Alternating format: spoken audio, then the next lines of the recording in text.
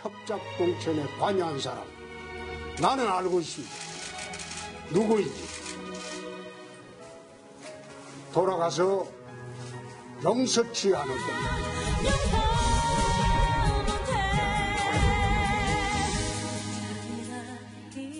조속히 당으로 돌아가서 당을 정상화시키는데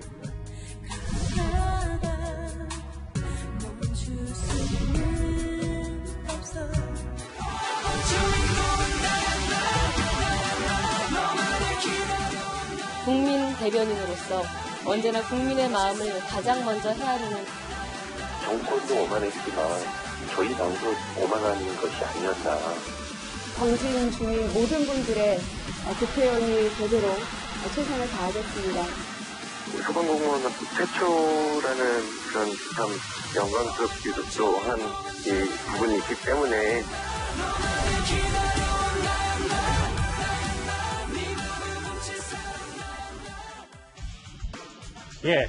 먼저 이 얘기부터 좀 해볼까요? 앞서 보신 것처럼 미래통합당은 지금 대혼돈에 빠진 건 당연합니다. 통합당에서 공천 배제를 당했던 홍준표 대표가요, 국회의원 배지를 거머쥐었습니다. 그런데 당선 소감도 심상치 않았습니다. 이번 선거 과정에서 협잡을 당했다. 어떻게 하면 공천을 안 주려고 또 당에서 불출마를 요구하고 그래서 대구로 왔습니다. 우리 당이 참패한 것을 참 안타깝게 생각을 합니다. 조속히 당으로 돌아가서 당을 정상화시키는 큰 역할을 할 수 있도록. 하정대 국장, 홍준표 전 대표가 이제 대구에 살아서 돌아오자마자 복수혈전을 다짐했는데 정확한 대상이 누구고 어느 정도 당에 다시 돌아와서 정상화할 수 있다. 이거 어떻게 해석을 해봐야 됩니까? 대상은 물어보지 않아도 바로 황교안 대표일 것 같고요. 사실은 이제 황교안 대표 체제에서 어떻게 보면 이제 공천하는 과정에서 많은 사람들이 의심을 했거든요. 황교안 대표가 다음 대선 주자가 될 때 거기에서 경쟁자가 될 만한 사람들을 모두 쳐낸 거 아니냐. 그 사람들을 험지 출마 이렇게 얘기를 해가지고 다 쳐낸 거 아니냐 이렇게 했는데 어쨌든 지금 현재 미래통합당 공천을 결국 못 받은 사람들이 4명이나 무소속으로 나가가지고 다 지금 살아서 돌아온 거 아니겠습니까? 그런 상황에서 이제 홍준표 전 대표가 할 수 있는 말이긴 한데 저기에서 제가 보기엔 무슨 복수혈전을 하겠다. 이건 복수혈전이라고 하는 거는 내부에서 지금 할 수 있는 게 아니고 지금 미래통합당 같은 경우는 당장 어떻게 하면 대한민국이 앞으로 미래로 갈 수 있는가. 큰 그림을 봐야 되는데. 보수가 어떤 비전을 국민들한테 제시하고 어떤 정책을 그러면 진보가 지금 얘기하고 있는 소주성이라든지 여러 가지 정책을 할 때 그러면 어떻게 다른 정책으로 국민들의 마음을 사로잡을 수 있는가. 여기에 집중해야 될 때지. 지금 저기 와가지고 다시 과거에 나를 여러 공천 과정에서 화나게 했던 사람들 다시 또 어떻게 하겠다 이런 내분 때문에 사실은 국민들이 결국은 유면했던 거거든요. 더 이상 그런 일이 일어나지 않기를 바라겠습니다. 일단 협잡공천이라는 단어를 썼기 때문에 이도원 의원님. 그런데 오늘 곧바로 같은 근처 지역구에서 당선된 주호영 의원은 바로 복당은 어렵다라는 얘기를 했어요. 이게 당연한 건지 아니면 진짜 복당을 안 시키겠다는 건지. 그러니까 보수 정당이 이 정도의 참패를 했으면 먼저 좀 반성하는 모습을 특히 당 대표를 했고 당의 대선 후보까지 한 분이면 특히 더 반성을 해야 되는 거 아닙니까? 향후 우리가 어떻게 이 패배를 극복하고 어떻게 당의 비전을 세우고 정책과 임무를 새로 바꿔서 다시 집권할 수 있느냐 이런 숙고가 필요한데 지금 홍 당선자 얘기를 들어보면 벌써 당은 다 장악하고 무슨 2022년 정권 가져올 수 있도록 하겠다. 본인이 마치 무슨 대선 후보가 다 된 것처럼 얘기하는데 얼마나 많은 보수 지지자들이 저기에 동감할지 모르겠습니다. 홍준표 전 대표는 2017년에 경남지사 하다가 대선 출마했죠? 맞아요. 그래서 그거는 홍준표 후보만의 책임은 아니지만 굉장히 참패를 했습니다. 그리고 2018년 지방선거에서는 사실 이번 총선보다 더 패배를 했습니다. 심지어는 영남 지역에 있는 광역 기초단체 기초의원 광역 의원까지 거의 다 민주당에 넘겨줬거든요. 그러면은 2022년에 당선자가 다시 대선 후보로 나오면 상황이 더 나아질까요? 특히 홍준표 전 대표가 굉장히 많은 장점을 갖고 있습니다. 투쟁력도 훌륭하고 그렇습니다만 과연 지금 21세기에도 맞는 리더십을 갖고 있는지, 이 디지털 시대, 여성의 활동이 점점 늘어난 시대, 예. 청년 세대의 역할이 더 확대되는 시대에 과연 걸맞는 리더십을 갖고 있는지 스스로를 좀 돌아보는 시간을 갖기 바랍니다.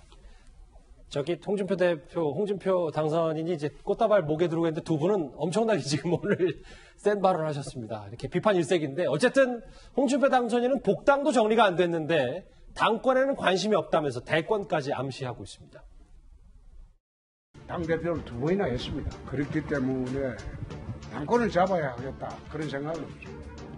그러나 우리 당이 정체성도 잃어버리고 잡탕밥이 되고 제대로 보수 우파의 이념과 가치를 가지는 정당으로 만들어야 됩니다.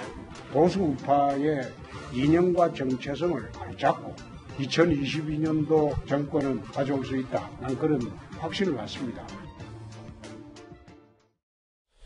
김태현 변호사님, 여기 물론 홍준표 당선인이 이제 당을 조속히 정상화한다로까지 얘기했고 각자 무소속으로 돌아온 인물들이 한마디씩 했는데 한마디가 다 뼈가 있고 복당도 정말 서둘러야 할 수밖에 없다. 한석이 좀 아쉬운. 근데 이게 또 어떻게 비춰지냐에 따라서 명분이 또 있느냐 없느냐 또 여러 가지 얘기가 나오거든요. 근데 참 미래통합당 쪽에서 우픈 얘기 하나 하면요. 복당을 하고 싶어도 할 수가 없어요. 지도부가 붕괴돼가지고 도장 찍을 사람이 없어요. 진짜 저렇게 현역 의원 탈당한 경우에 복당할 때 지도부 추인이 있어야 되거든요. 예. 근데 지금 비대위가 꾸리고 이래야 이제 4명의 당선인도 복당하는 거 도장을 찍든지 말든지 할 텐데 의결할 지금 지도부가 붕괴된 상태라서 지금 복당하고 싶어도 물리적으로 할 수 없는 정말 그런 상황 현실이라는 게 지금 미래통합당의 현실이고 예. 나름대로 저 4사람들 당선인들 면모를 보면 그러니까 미래통합당 입장입니다. 일당은 100의 전사들이죠. 지금 보시면 왼쪽에 있는 홍준표, 김태호 저 두 당선인 같은 경우에는 나름 대선 후보급입니다. 예. 그리고 오른쪽에는 윤상현, 권성동 의원 볼까요? 지금 사실 이번 총선에서 워낙 중진들이 괴멸했기 때문에 친박, 비박이 나누는 게 의미는 없어졌어요. 왜? 전부 다 괴멸했으니까. 그런데 윤상현 의원 같은 경우, 당선 의원 같은 경우에는 거의 복당하면 유일무이하게 거의 남아있는 친박계 중진입니다. 그렇네요. 빼고 지금 이번에 당선된 사람 생각해 아무도 없죠. 권성동 의원 볼까요? 마찬가지로 비박계들 중에서 거의 유일무이하게 남아있는 비박계 중진입니다. 그러니까 나름대로 지금 한몫들 하는 사람들이기 때문에 언젠가는 다 돌아와서 당의 힘이 될 건 맞고 그렇게 해야 되는 게 저는 맞다고 봅니다. 다만 예.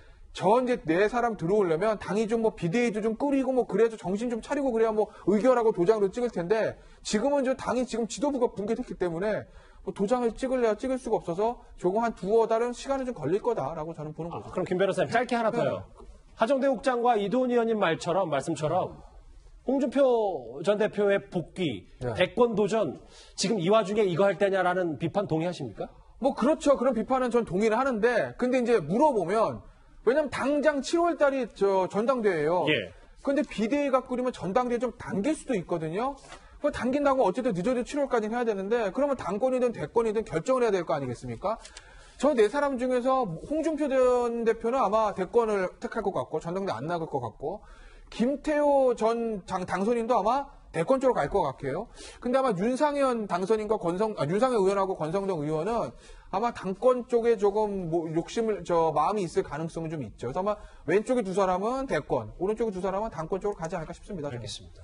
저희가 앞서 잠깐 짚어봤던 것처럼 막말 논란에 갇힌 후보들은 사실 이번 총선에서 여지없이 고배를 마신 반면에 이번에는 여야를 막론하고 세대교체 바람이 불었다는 평가도 나오고 있습니다. 기운이 떨어질 때마다 자꾸 이제 비타민과 같은 존재로서 이렇게 체험할 수 있는 이야기들도 많이 해줘서 그게 또 저한테는 큰 힘이 되기도 했고 제가 하여튼 시집은 잘 간 것 같습니다. 지역에서 저희 선배 정치인으로서 21대 총선 전에 훌륭한 맞수로 함께 고생하신 우리 최재성 의원께 참 많이 고생하셨다라는 말씀 올리고 싶습니다. 국민 대변인으로서 언제나 국민의 마음을 가장 먼저 헤아리는 배현진이 되겠습니다. 오늘 너무너무 감사드립니다.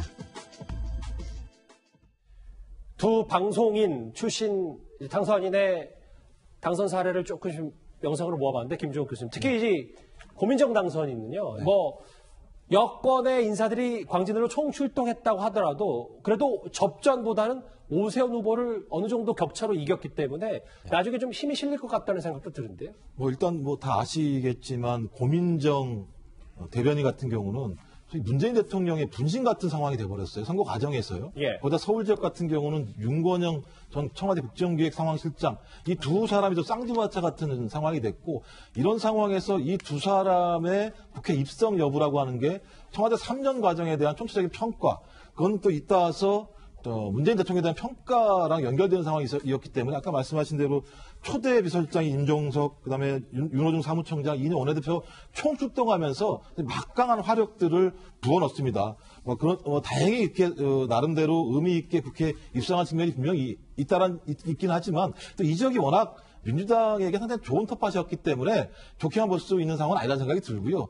그럼에도 불구하고 말씀하신 흘러간 물로 물레방을 돌릴 수는 없는 거니까요. 이제는 좀 국회가 소위 옛사람들이 좀 물러가고 새로운 사람이 등장해서 시대의 변화에 맞는 새로운 정치를 해야 되는 거 아닌가라고 하는 흐름들도 나름대로 좀 등장했다는 측면에서 고민정 전 지금 당선인이겠죠. 당선인이 좀 다른 분들과 좀 젊은 세대분들과 함께 좀 여의도의 새로운 바람들을 불어넣었으면 좋겠습니다. 알겠습니다. 그냥 기성 정치에 매달리는 방식들이 아니고요. 김태현 변호사님, 아까 저기 이낙연 당선 얘기할 때 뭐 경기공자위가 조금 뭐 이 아파트 대단지가 뭔가 좀 민심을 흘렀다.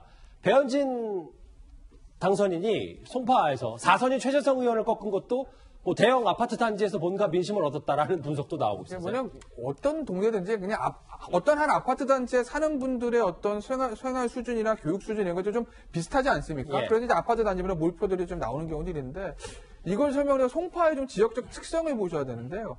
송파가 가불병 3개가 있습니다. 그런데 이제 송파가 대충 어떤 지역이냐면 가운데로 딱 잘라서 북쪽은 보수 정당이 좀 유리하고 남쪽은 진보 정당이 유리해요. 예. 그래서 송파가 완전히 북쪽에 있는 송파갑은 보수의 텃밭입니다. 남쪽에 있는 송파병은 민주당세, 진보세가 강해요. 근데 송파을은 북에서 남으로 좀 걸쳐 있어요. 그래서 석촌호수 기준으로 딱 잘라서 석촌호수 북쪽에 있는 이제 예전에 1, 2, 3, 4단지라고 하는 그 대형 아파트 단지에서는 보수표가 많이 나오고 석촌호수 잘 알고 있죠, 제가. 석촌호수 아래쪽에 있는 이제 삼전동과 이쪽 지역은 진보표가 많이 나왔거든요. 근데 이제 지난 재보궐선거 때 보면 최재성 의원이 이겼잖아요. 예.